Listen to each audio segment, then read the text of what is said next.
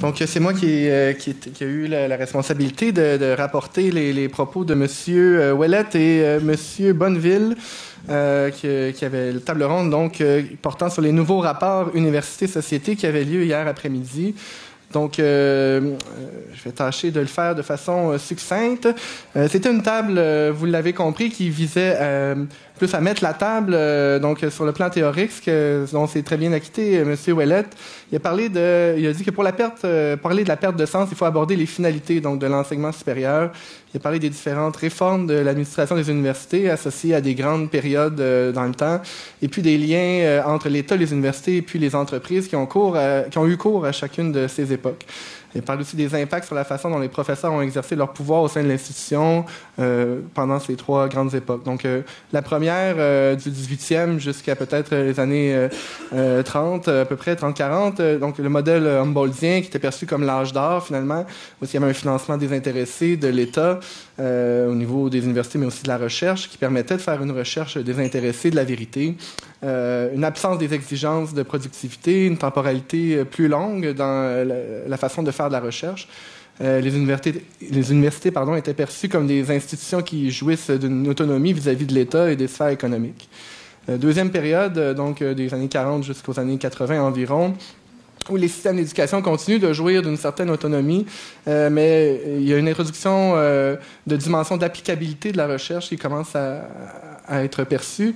Donc, on continue de financer la recherche fondamentale de façon désintéressée, mais en sachant que celle-ci a le potentiel de déboucher finalement sur des applications.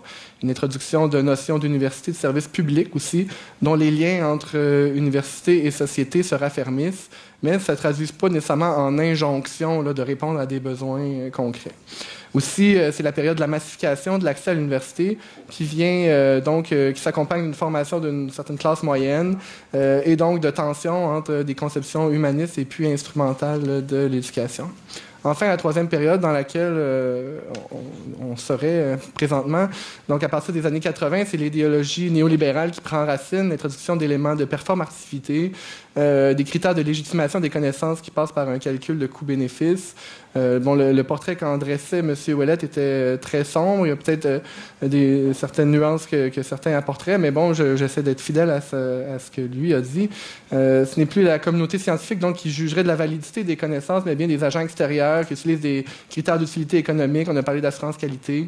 Donc, le financement de l'État n'irait plus de soi. Les universités doivent se justifier auprès des contribuables leur utilité. Ça entraîne des transformations donc, sur le mode d'administration. On passe vers un mode de gouvernance. Donc, les universités se rapprochent des entreprises pour obtenir du financement, parce que ça manque au niveau de l'État. Il y a l'introduction de mécanismes de reddition de comptes plus élaborés. Il y a aussi une transformation juridique qui permet aux produits de la recherche ou aux inventions financées par des fonds publics d'être commercialisés. Une externalisation du contrôle et un modèle d'administration hiérarchique, plutôt qu'horizontal et collégial qui avait prévalu par le passé. Aussi, une internationalisation plutôt que le service public. L'austérité vient comme discours qui légitime la perte de financement universitaire. Il y a un impact sur les universités en général, mais en particulier sur les sciences sociales, les humanités, qui ne trouvent plus leur légitimité dans ce modèle d'économie du savoir. Sa conclusion, donc, il y a une transformation de l'institution à l'organisation. Donc, la finalité, c'est d'être efficace.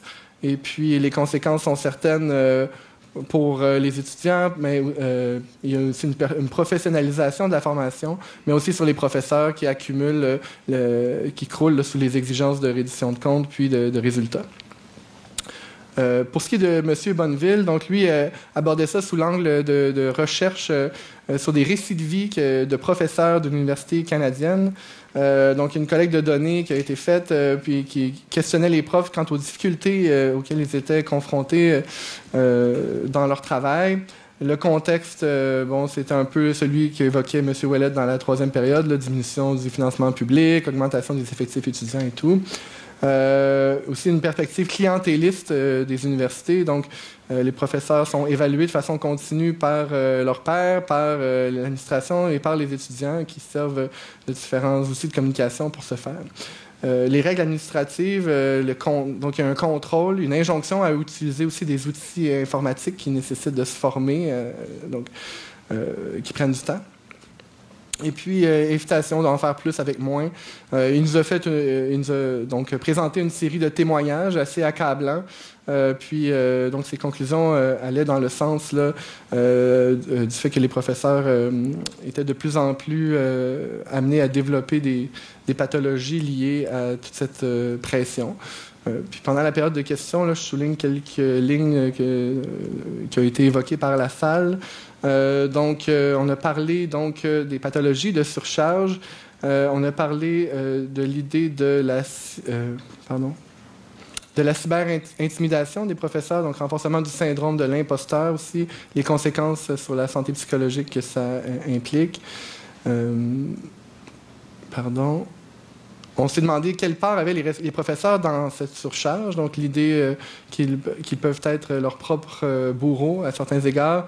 Il a été évoqué le fait que si on aborde ça sous l'angle individuel, on fait porter le fardeau de l'aliénation sur les individus, alors que ce problème-là est collectif, puis appelle une réponse collective.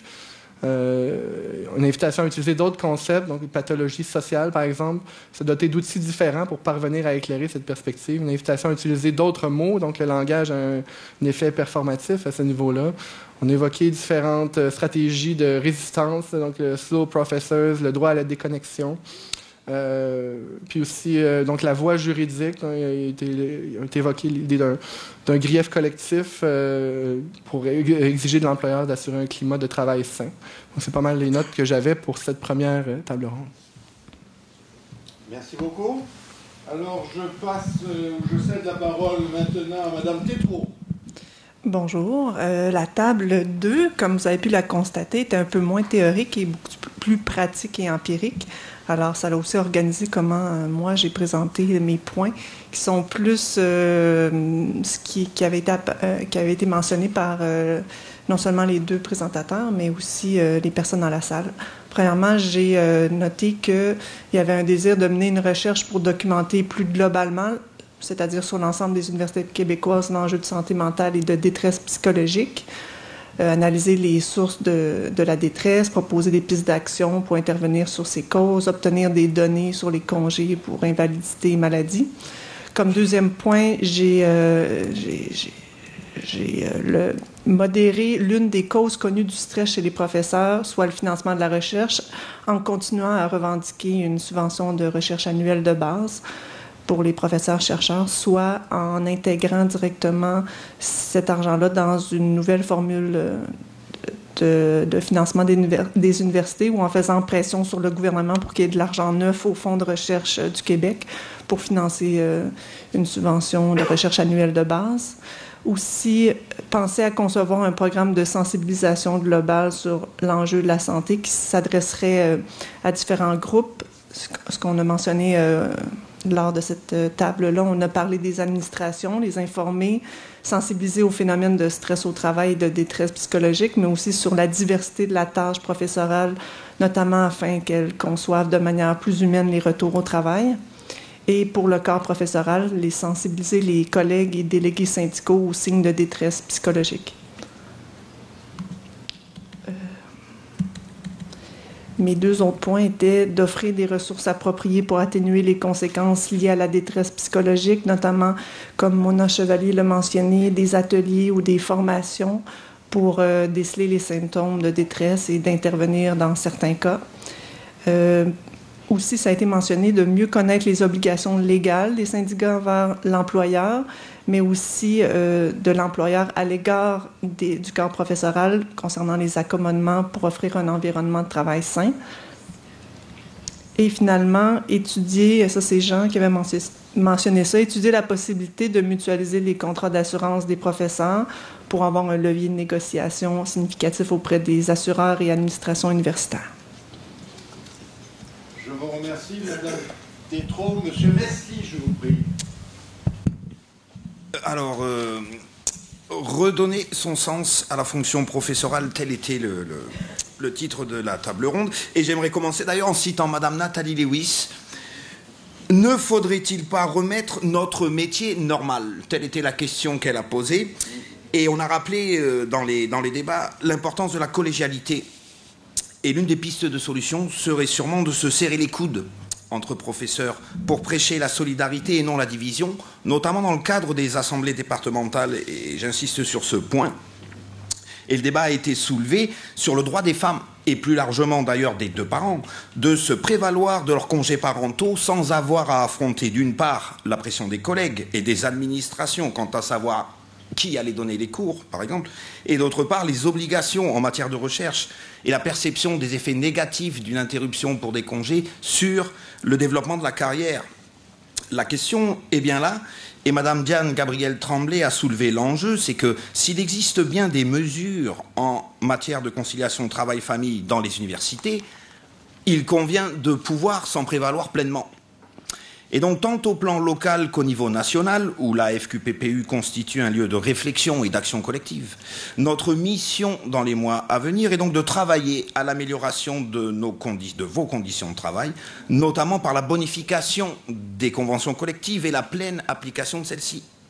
Parmi les pistes de travail et d'action, on peut tout d'abord se pencher sur la question de l'aménagement du temps de travail, comme dans le cas, premièrement, de la question des proches aidants et des congés de compassion. On sait que c'est un enjeu qui va prendre une importance croissante dans les années à venir. Et donc on doit s'intéresser aux mesures qui sont adoptées récemment à l'Université de Montréal. Ces mesures doivent servir de modèle et devenir la norme pour les autres établissements. En matière de modalités de retour au travail après un congé, il convient de favoriser les mesures pour accompagner les professeurs grâce à l'aide d'assistants, comme cela se fait déjà dans certains établissements, ou par l'aménagement du temps de travail et des charges d'enseignement. Et je vous annonce d'ailleurs que certains de ces aspects vont être traités dans la prochaine année par le comité EDI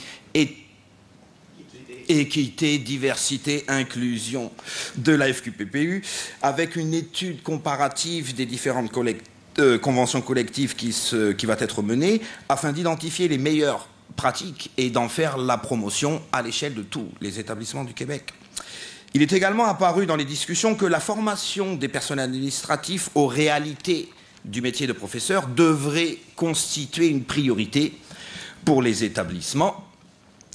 Et de même que l'étude de Hans Poirier a soulevé des pistes d'action visant à résoudre certains aspects liés à la surcharge administrative, que l'on pense au guichet unique, que l'on pense par exemple à la simplification des formulaires, et nous serons heureux de travailler avec vous à l'élaboration et à l'identification de pistes de travail là-dessus. Et donc l'ensemble de ces questions va constituer la priorité de notre organisation durant les prochains mois, afin de vous aider, chers membres, à redonner un sens à la fonction professorale.